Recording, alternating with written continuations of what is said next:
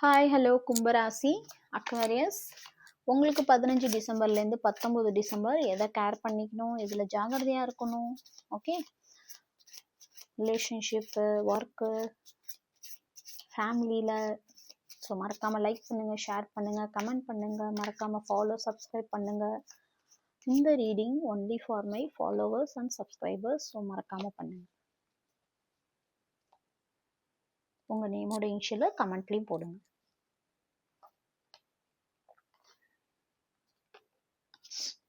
எல்லாருக்கும் meditation, rest, எல்லாருமே பயங்கர ஸ்ட்ரெஸ்ஸில் இருக்கீங்க. ஓகே, நீங்கள் நிறையா டேரோட் ரீடிங் பார்க்குறீங்க.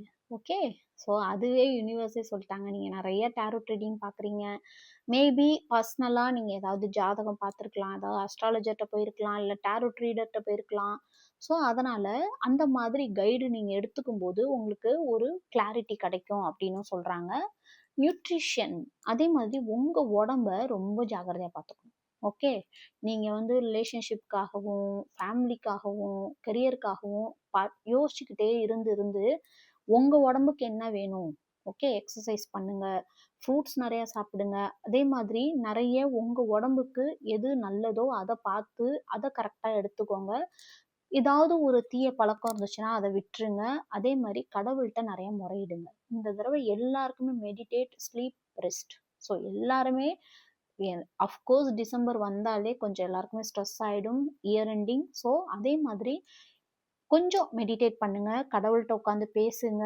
அதே மாதிரி எந்த விஷயத்துலையும் அவசரப்பட்டு ஒரு முடிவு எடுக்க வேணாம். ஓகே, எதையுமே நிதானமாக யோசிச்சு ஒரு முடிவெடுங்க.